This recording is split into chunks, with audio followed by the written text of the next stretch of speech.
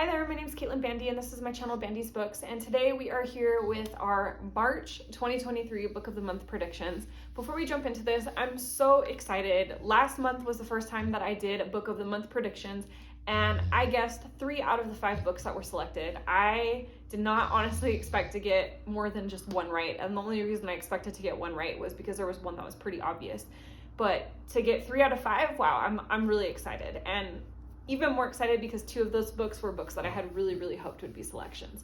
So we're gonna try our luck again. We're gonna go ahead and try and predict March and see if we can come up with similar results. First category that we're gonna jump into is the thriller/horror category. I have 3 selections for this genre, all 3 of which seem pretty good, but I think one of them is a pretty big long shot, so let's see what we come up with. The first selection is Birnam Wood by Eleanor Catton. It actually comes out at the end of February, so it's like right on the cusp. It could have been a February selection, but since it wasn't selected in February, it's possible that it will be in the March selection.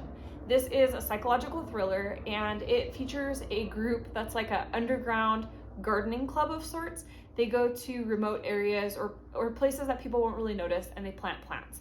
And after a mudslide, they end up in this area that's kind of like an abandoned farm, thinking that they're going to use this to do some of their gardening work. And there is a kind of sketchy billionaire that has recently bought this farm and reaches out to them and says that he wants to work together. This kind of devolves into a psychological thriller because the group is not really sure if they can trust him and what his motives are. This sounds like such a unique book to me. When I was reading the synopsis of this, I was like, what? I don't think I could have ever come up with a storyline like this.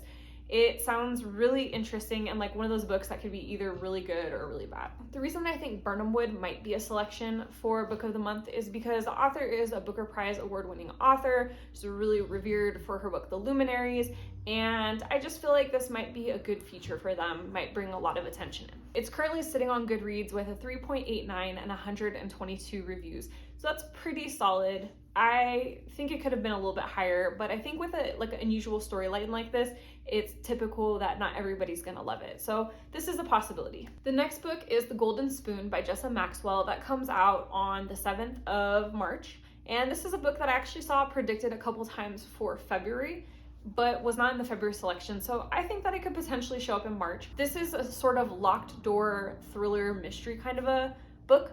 It's about a baking competition, and as the baking competition takes off, some unusual and mysterious things start to happen, and eventually someone is murdered and a killer is on the loose. I have been hearing really good reviews of it just through social media. I know a couple people that have had arcs of it that have really enjoyed it so far. It's currently sitting on Goodreads at a 3.77 with 467 ratings, so that's a pretty solid number. The reason that I think Book of the Month might select this book is because they love a good twisty thriller. They almost always seem to have some sort of twisty thriller, and I think that this one's a little bit unique with this, baking competition theme. It's also a debut author, and they love to feature debut authors, so I think this could be Jessa Maxwell's month. My third selection is A House with Good Bones by T. Kingfisher. This is coming out at the very end of March on the 28th. This is a gothic horror, and we all know Book of the Month loves a gothic horror. Kingfisher is also a very popular author. They have some amazingly creepy stories and amazingly creepy book covers. And while I think it's a big long shot that they would be featured in Book of the Month, it would be a really cool thing if they were. This book features a character named Sam who goes home to visit her mother and finds that things are a lot different than she remembers. The household went from being cheerful to being painted stark white. Everything's just kind of quiet, and her mom is just terrified. You can tell that she is in fear of something, but Sam doesn't know what. This story is about Sam trying to figure out why mom's terrified, what's going on in this house, solve the ultimate horror mystery suspense of the situation. This book is sitting at 4.15 on Goodreads with a total of 323 ratings. That's very solid. Like I said, I think this is going to be a long shot. Next up, we're going to jump into romance, the genre that I know nothing about.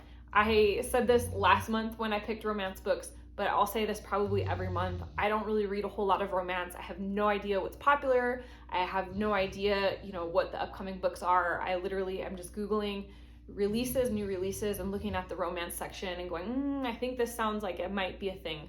So if I'm gonna mess up anywhere, this is gonna be the place. I'm gonna be wildly off. The first romance book that I've selected is The Love Wager by Lynn Painter. It's a rom-com and it comes out on the 14th of March. This is a story about two characters who have a hookup at one point and decide that they're not really suited to each other in terms of a relationship. They reconnect via an app and really kind of just use each other as sounding boards. They talk about, you know, the people that they go on dates with, the messages that they've sent, things like that. And then when a wedding comes up, they agree to be each other's fake dates. And that sets off some sparks that are a little bit hard to ignore. Sounds like a cute book, sounds like something that, you know, a typical romance trope, something that, you know, would be a nice fluffy addition to the Book of the Month box. The Love Wager is currently sitting on Goodreads with a 4.20 and 274 ratings, so pretty solid. I think that Book of the Month might pick this because it's a popular author, and I feel like when they pick romances, they often pick these sort of tropey, cute romances. They're just gonna be sweet, fluffy reading, nothing like crazy deep here. I don't know. I don't have the most sound logic for this one, but it seems like something that fits in with things I've picked in the past. The next of my romance picks is Something Wild and Wonderful by Anita Kelly. It's dropping on the 7th, and this is actually a romance that I feel like I'm pretty interested in. It's about two men who are both hiking the Pacific Crest Trail. Not hiking it together, they're completely separate of each other. But during the 2,500 miles of their trip, they keep bumping into each other, and it's starting to seem like it might be destiny. Maybe they're just meant to be together. I love this. I'm a big hiker. So when I saw that this book was set on the Pacific Crest Trail, a hike that I dream of making someday, I was like, I'm here for this. I don't even care if this is my least favorite genre. This seems like something I need to read. This is also getting a lot of hype. I've been hearing mumblings here and there about this and what a sweet romance it is. It's also the highest rated book on this entire list at 4.61 stars with 192 reviews. Excellent statistics so far. And the reason that I think Book of the Month might pick this one is because it's a repeat author, and not only is it a repeat author, but the book that they previously were selected for was one that was well loved, and that was Love and Other Disasters. It was a book that I saw a whole lot of when it came out. Additionally, I think it would be good for Book of the Month to mix in an LGBTQ friendly romance, and this seems like a really sweet one. So I'm hoping that this is going to be the romance pick, because this might be the only time you ever hear me say this.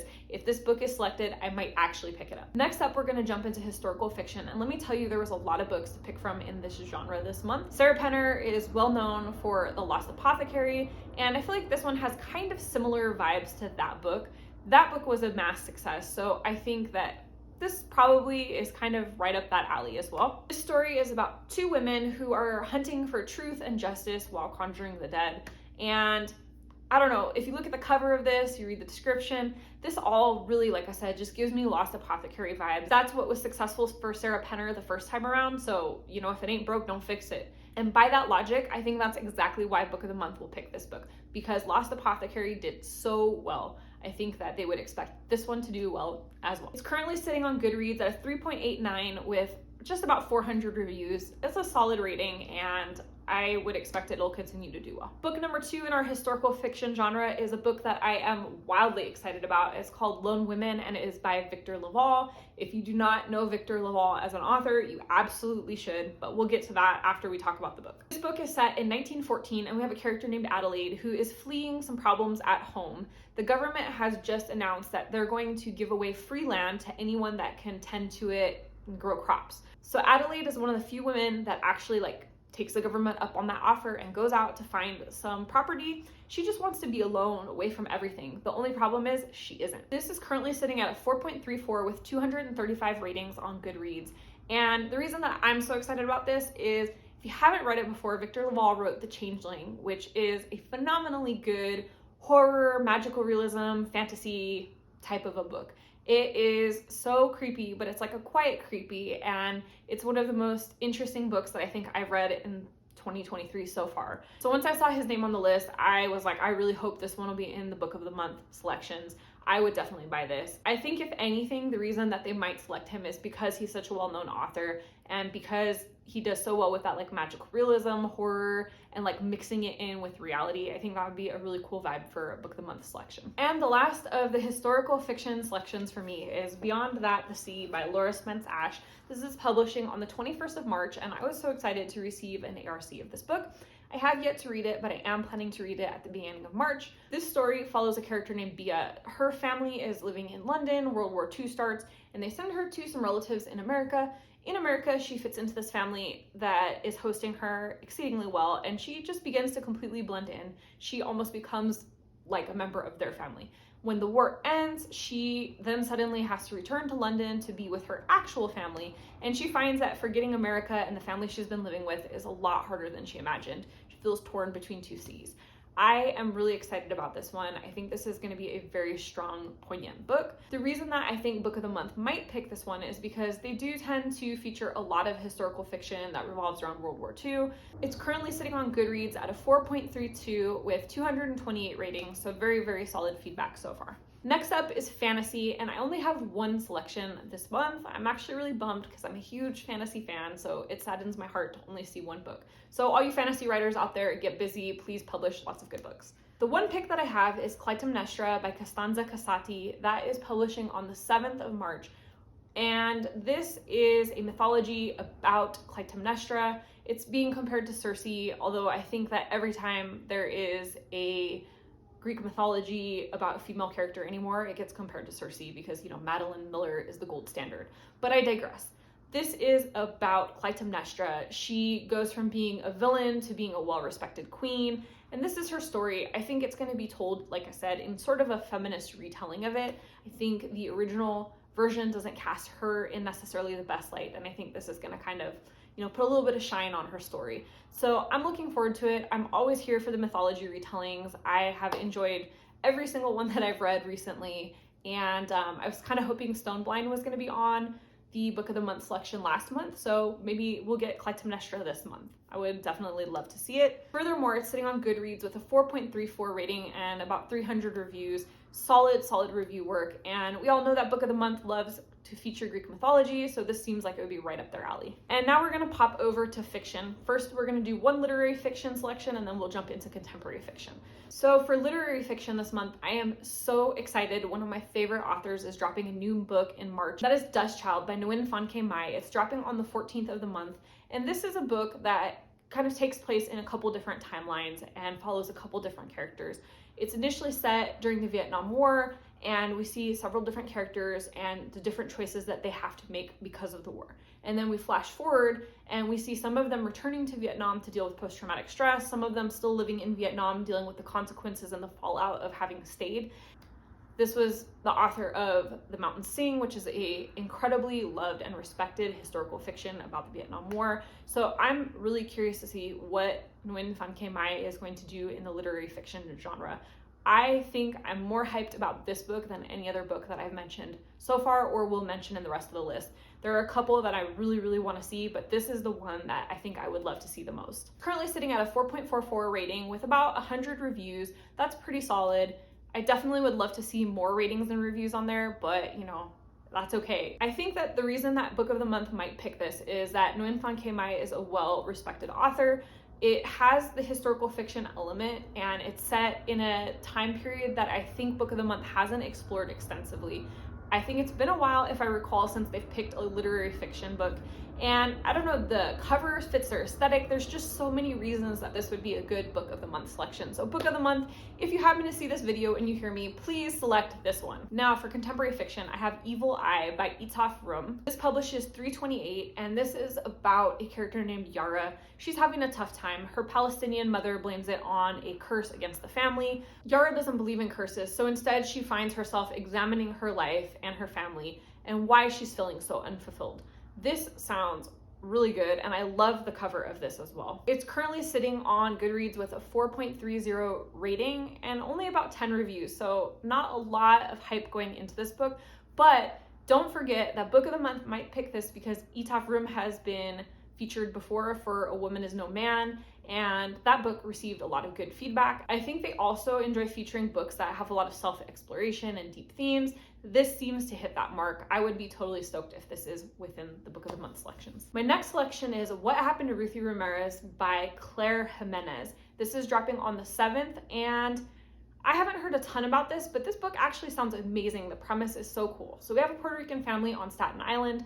One of the daughters of this family went missing a long time ago. I think she was about 13 or 14 when she goes missing, and it has been a hole in the heart of the family for a long time. There's been no resolution. Nobody knows what happened to her.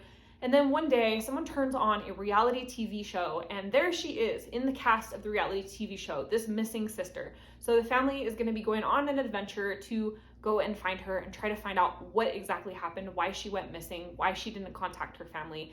I feel like this kind of has some humor, but also is going to get really deep.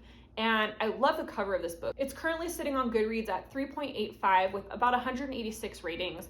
And literally on my paper where I wrote my notes for the logic of Book of the Month picking this one, I just said it just vibes right. I don't know that I could justify it any better. The cover, the aesthetic, the interesting synopsis, the potential of familial exploration, and like why someone might go missing and choose to stay missing. All of those things to me seem like reasons that Book of the Month might pick this, but I don't have a very concise, like easy bullet point for why this might be a good selection. My last pick for historical fiction has a hell of a long title, so let me try to get this right. It's The Human Origins of Beatrice Porter and Other Essential Ghosts by Soraya Palmer. This book drops on the 28th of the month. It's the tale of two Jamaican Trinidadian sisters in Brooklyn. They're dealing with their father's infidelity, their mother's illness, and family secrets and things. Their own relationship is strained because of this, and I think this is going to be a lot of like family drama, exploration of, communication between two sisters, relationship between two sisters, and, family identity, all that kind of stuff. So it's currently sitting on Goodreads at a 4.40 with about 15 ratings. Again, kind of a quiet book, but I feel like this is one of those books that just fits right in with what Book of the Month does. First of all, I love that these characters have Jamaican Trinidadian roots. I think that that's something that Book of the Month might enjoy exploring. I definitely love books featuring like family drama and relationships. And in this case, I've heard that there's some magical realism mixed in, which Book of the Month loves magical realism as well. And this is a debut for this author, which Book of the Month loves to feature debut authors. I think that this would be an awesome, awesome choice. And my final category is, I think, a bit of an unusual category for Book of the Month, and it's short stories. I think that this is a huge long shot, so let me give you that caveat before I even get into this. This is maybe wishful thinking, if anything. But on the 7th of March, Old Babes in the Wood by Margaret Atwood is dropping. It's a short story collection that explores loss, family, love, a whole bunch of different topics. And, Margaret Atwood is the queen. Why do we even need to discuss this any further? What rationale does Book of the Month have for featuring this? It's written by Margaret Atwood. They featured her once before, so technically she'd be a repeat author. And I think it might be something that's a little bit different than what they would usually feature, which is a good thing. It's good for them to mix it up once in a while. This is currently sitting on Goodreads at a 3.81 with about 63 reviews. Again, not a ton of feedback, but it's Margaret Atwood. It doesn't need a ton of feedback. When it publishes, it'll be hyped. So those are all my Book of the Month predictions. If you like this video, please hit the thumbs up button and let me know in the comments down below which of these books you think might actually make it into our Book of the Month selections for March. And if you're not already subscribed to this channel, you know what to do. Hit that subscribe button down below as well as the notification bell so you never miss a video. I am going to be doing Book of the Month predictions every single month, so definitely look for these going forward. I think I'm going to be publishing them always around the same time. And yeah, thanks so much for joining. We'll see you next time. Bye.